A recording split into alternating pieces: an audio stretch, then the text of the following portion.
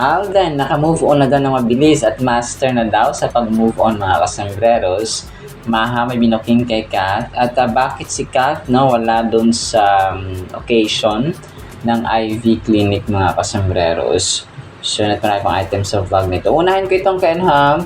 Itong sa IV clinic. Nagtataka ako dito bakit wala si Kat na nakasali. Andito si Kailin, which is of course close na close kay Alden. Sina Heart Evangelista, and the rest of IV clinic babies mga kasambreros. So alam ko yung Belo, meron din silang parang parang video na ginawa, no? Something na pag-promote ng Belo Clinic mga kasambreros. So yung itong IV clinic meron din po mga kasambreros. So ako po ayan, parang nagtataka lang bakit wala dito si Kath mga kasambreros, no? Sa may ganap ng IV clinic. Kasi alam natin, di ba, si Kath ay talagang isa sa mga front runners or front faces mga kasambreros or main faces or main endorsers na rin mga kasambreros ng IV clinic o ni Doc IV. So, kaya nagtataka ako. So, andito na si Heart. Si Nadine, nandito rin of course, no? Bakit wala si Kath, no? Si Maricel Soriano, sina Ma'am Charo Santos. So, yung mga close din kay Alden. And dito, no? Of course, si Nadine, si Bella Padilla. Andito rin po mga kasambreros. So, ito ay parang opening ni, alam ko si Heart Evangelista ay Belo din eh. So, parang hindi siya, si Kailin andito of course, mga kasambreros. So, inside Ivy Star, the Ivy Leaguers experience, sabi dito, mga kasambreros. So, parang, hindi ko siya si Vicky Rushton ito, mga kasambreros. So, Jay Cuenca, Sofia Pablo, si Brent Manalo, andito rin of course, no?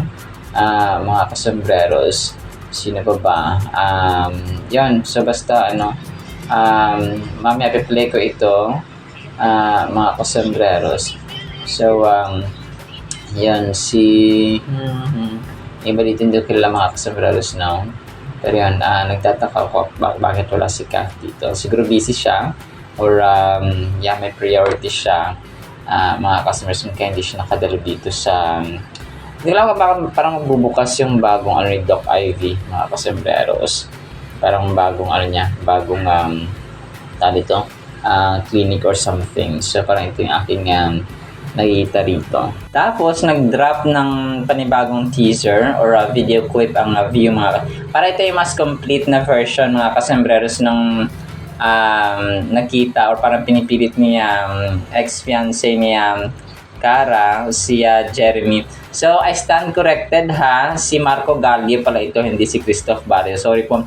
Sabi ko parang medyo magkaiba siya. Mukha nga talaga kay Christoph Barrio mga kasambreros. So, ito si Marco Gallio ay isang actor din po, no, ng parang alam ko ano to, Viva artist, something like that mga kasambreros. So, tapos yun. So, maraming salamat kasambreros Mayvi. Ito si Marco Gallio pala ito mga kasambreros. So, tapos ito na yung parang complete version ng medyo conflict nila kasi nga dumating si ex-fiancé. Tapos, sina Han din, sina Kim Jisoo, mga kasambreros na meron dito aminan, no, na nangyari. So, alam natin ang kwento dito. Ipi-play ko na ito mamaya mga kasambreros, no, para mapakinggan po natin ng full mga kasambreros. Tapos may isang video clip pa na dinrap ang view. Ito naman yung time na pag-confront ni Jeremy at saka ni Cara, no, nung time na parang nagulat si Jeremy na sabi niya, "What's wrong, Kate?" Sabi niya ganoon, no. Tapos dito na na-recall ni Cara yung dark past, no, ni Cara mga kasambreros, na para siyang she was completely afraid and crushed mga kasambreros yung nakaraan niya, no. kahit yung pamilya daw ni Marco or ni Jeremy ay natakot siya mga kasembreros. So, based on napanood daw na nasaksihan ni Cara last night, ay nakadecide siya na mag-move on na naman siya, mag-move on completely, no? Kaya, Jeremy. So, sabi niya dito, "You don't have power over me anymore. And I finally decided to forgive myself," sabi ni Cara. Tapos, may isang video clip pa dito na pinost ang View. Ito naman yung parang complete version din or ibang angles mga kasembreros ng ng parang behind the scene, no, ng Love Siargao mga kasembreros. So, dito of course sina Kailin, sina Indrian Lindag, and the rest of the cast mga kasembreros. So, ito 16-second video ito.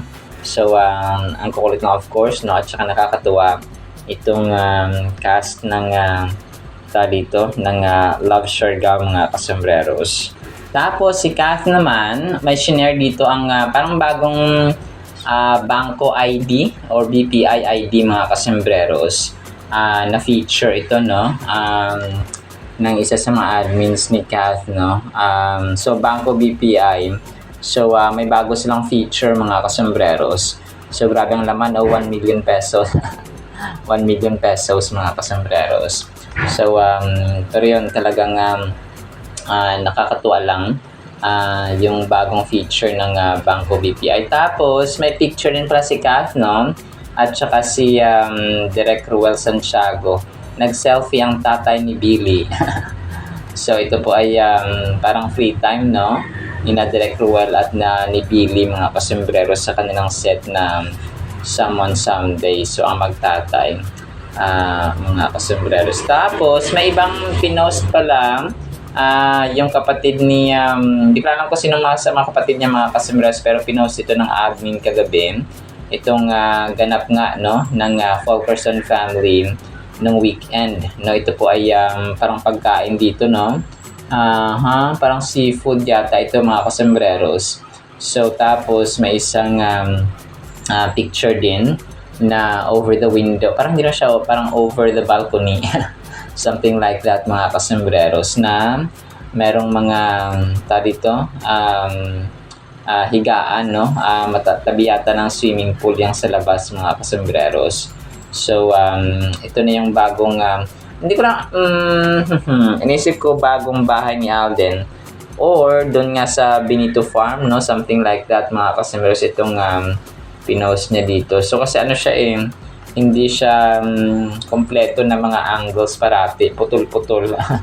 Hindi siya buo na nakukuhaan mga kasembreros, so tulad ng isa kanina yung sa 300 old mango tree mga kasembreros, yung sa isang vlog natin kanina. Tapos ito naman ay mapaputol-putol din nakuha, no, dun sa ganap nga nila ng weekend mga kasembreros.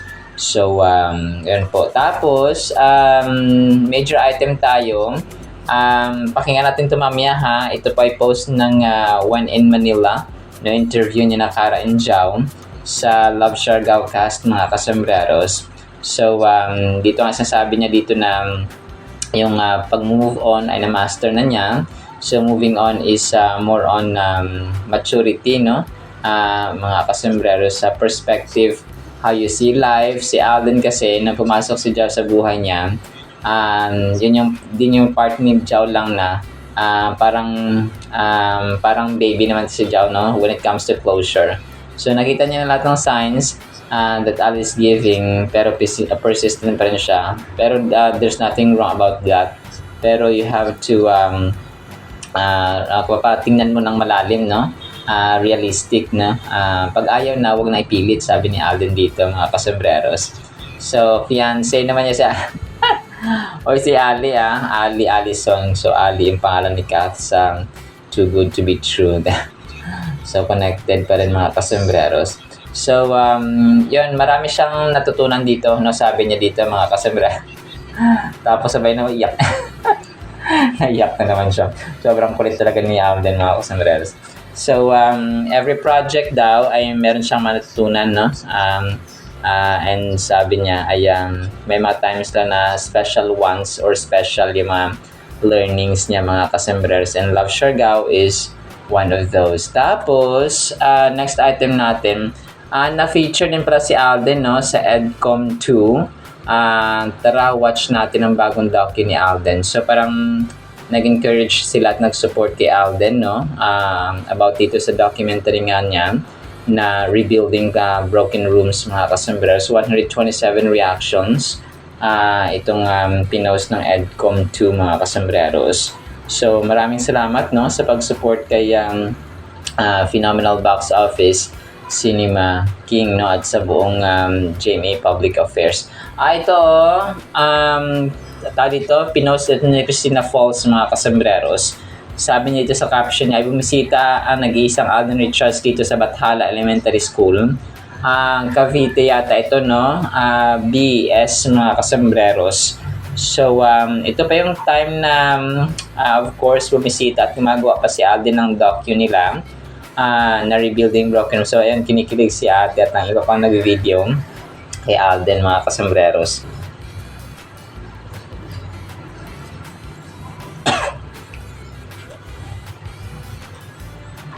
Walang audio no? Parang may music background lang siya, mga kasembreros.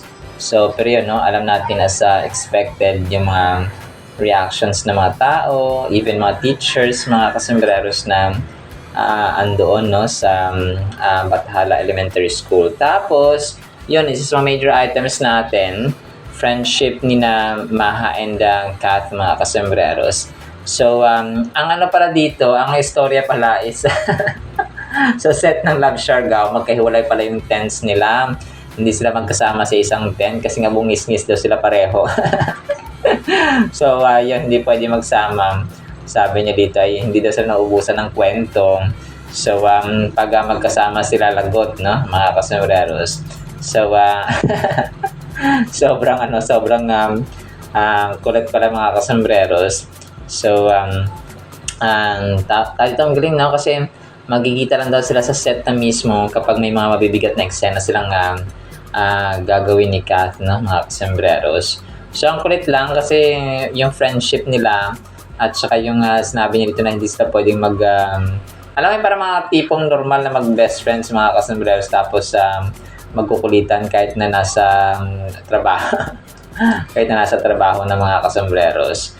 So, sobrang kulit lang niya ate niya Madge din, no? So, ipi-play ko ito mamaya para mapakinggan po ninyo, no, mga kasembreros. So, sobrang kulit lang. Tapos ito, meron shinare pala dito ang isang admin, parang behind the scenes din, nung ito ay pinost ni Melt With You, no, sa kanyang TikTok account, mga kasembreros. So, ito yung paggawa nga ni Alden ng kanyang docu ng na Rebuilding Broken Rooms, mga kasembreros. So, ang dami pala ng eksena or sets or parang lugar na binisita ni Alden, mga kasembreros. So, yun, may mga may hirap na mga eskwelahan, may mga nakakaangat, no, na eskwelahan din po, mga kasembreros. So, random vids ito o random nakuha ni Melt With You, mga kasembreros, sa kanilang behind the scene doon nga sa docu na paggawa ni Alden. Tapos, yung Myriad pala kahapon, nagbabala sila, no, or parang nag-warn sila, mga kasembreros, tungkol nga dun sa mapagbaha, sa mga monsoons or na experience na bagyo ng mga taga Cavite, Laguna, Batangas, parang Las Piñas, Parañaque, no, Bulacan, yun, grabe yung Bulacan din po, mga kasembreros. Yung Quezon, part ng Quezon, mga kasembreros, Caloocan, hindi ko lang kapag Caloocan. Basta, no, parang yung buong Metro Manila talagang binaha sila, mga kasembreros. So, yun, sabi ito ng Myriad, with the continued effects of the southwest monsoon habagat, bringing rains to several parts of the country, we encourage everyone to stay alert and prepared to possible flooding, heavy rainfall, and other weather-related emergencies. Stay safe, Pilipinas. From Myriad Entertainment Corporation. So, yun siya, no? Nag-post sila kahapon, mga kasos. Parang mas early sila warn sa mga tao. Tapos, next item natin, so pinost ito ni Rowena Morales. Daming reactions sa 456 mga kasombrero. Ang pogi naman ni Richard Fulkerson Jr. So ito po ay pinost niya, no, na picture ni Alden na parang nagkakape. Parang edited lang ng konti yung picture. Pero of course, no, si Rowena ay isa sa mga admins ni Alden. Tapos, pinost ito ni Charjan 1 hour ago. Hello, rainy Monday. Stay dry, everyone. So, 146 reactions, no? Or 140 reactions ito. Isang oras pa lang na pinopost ni Charjan. So, parang throwback picture ito ni Phenomenal Box Office Cinema King, mga kasombreros. So, yun po, no? Talagang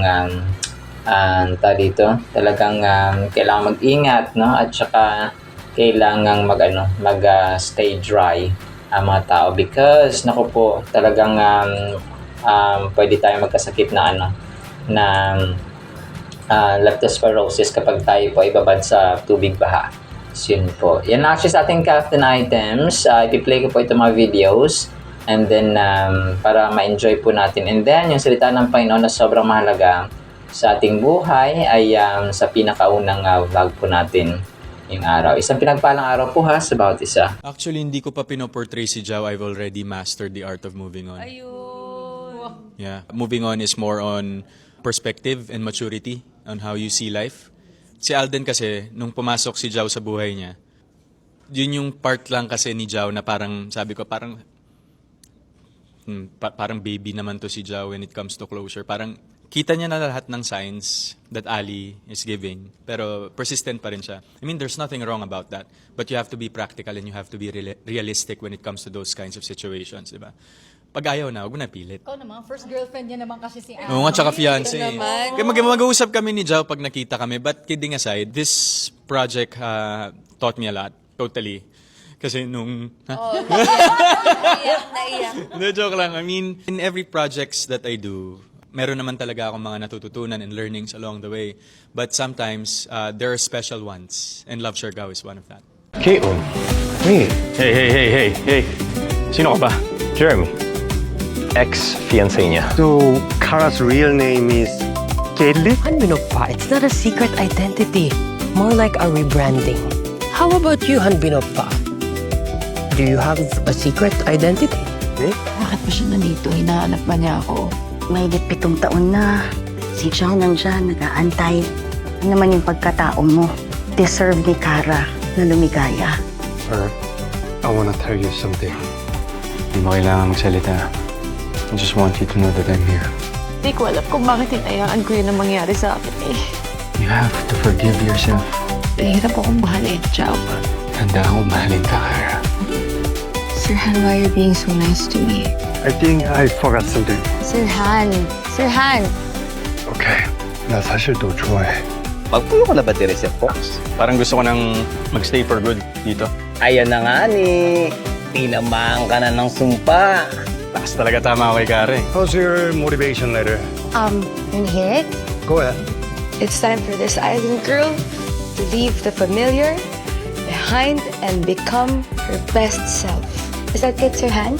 Very good, nice. Very good, nice. I realized na ito na yung chance ko for a closure.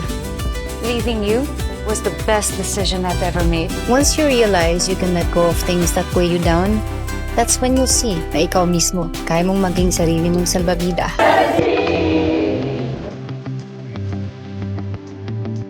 Ivy Star is a hotel, a sanctuary. It's so nice. I love the interior and I love the bar. I was so shocked. So super ganda. I love this new clinic. It's very exclusive, very private. You have your own space and you feel so glam here. Upon entering, I think my favorite thing about the Ivy Star is that it reminds you of all the Ivy clinics, but also it feels like a standalone clinic. It feels very chic. It fits the vibe of Ayala Triangle. This beautiful new Ivy Star is, you feel like a star kasi the design is very beautiful and also, nung kinakonstruct pa lang siya, nakita ko na siya. Not just the place is beautiful and you'll feel beautiful after. Oh, it's amazing. It's so beautiful. I love the decor, the decorations, the furniture. It's amazing. It's beautiful with all the details of the wall from Capiz walls. to the bathroom. Oh my god, it's beautiful. What's your favorite? Was it here? No, it's the other one. Which one? The shells? The piece, yeah. The piece, yeah. A state of the art when it comes to aesthetics, when it comes to skincare, and only Ivy can do something like this. Grabe, sobrang ganda. The first moment you enter, parang nasa luxury store ka. The pictures don't give justice kung gaano siya kaganda in person. It just feels like I'm in Hollywood. Paulit-ulit ko talaga yung sinasabi. It feels so cozy but at the same time modern. The new clinic is absolutely stunning, very luxurious, easy to get to. It's only 5 minutes from the office. So everything's just so gorgeous here at Ivy Star. It's definitely a different kind of Ivy experience. By far, this is her absolute best clinic. It exudes extreme luxury and privacy. So congratulations, Ivy team. The Ivy Star is the perfect Ivy clinic for me right now because it's so near where I stay. Everything is modern, everything is nice, everything is a star. If you're gonna come over, I would recommend that you try the 2-minute magic facelift. I love my SERP treatments, Ultera Prime. Anything that's like collagen boosting, Ulthera, and lasers. 2-minute magic lift. It's old therapy. Yung ano yung hindi masakit. We need Onda in our lives. My favorite jet infusions. Exion. 2-minute magic flip. The 2-minute magic flip. You know my go-to treatments. I know, it's GLP Fraxel for him. Oh, I just tried the 2-minute magic lift. Oh, you can really see the difference in 2 minutes. It's amazing. And Botox.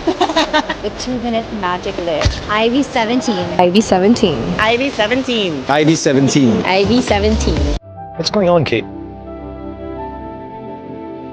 You know, I've dreaded this moment my whole life kasi akala ko hindi ko kakayanin. I was completely crushed. But I was so lucky to have recovered from all the shit that you put me through. I was so afraid of you. So afraid of your family because of everything. After seeing you the other night, I finally decided that I wanted to move on. From this. From you. You don't have power over me anymore. And I finally decided to forgive myself. Leaving all of that, leaving you, was the best decision I've ever made. Ako yung salbabida. Pero ang balita ko, ang shinare sa akin ni Catherine, hindi raw kayo nag-uusap. Yes. Maghiwalay ng tent. Yes, kasi bungis-ngis kaming dalawa. Saka hindi kami nauubusan ng kwento. So pag magkasama, lagot. Hindi, Lagot. Lagot talaga. hindi makapag-internalize. Kaya magkaiwalay kami ng dressing room. Tapos, pag may mabigat na scene, magkikita lang kami sa sa set na. Buti-buti mo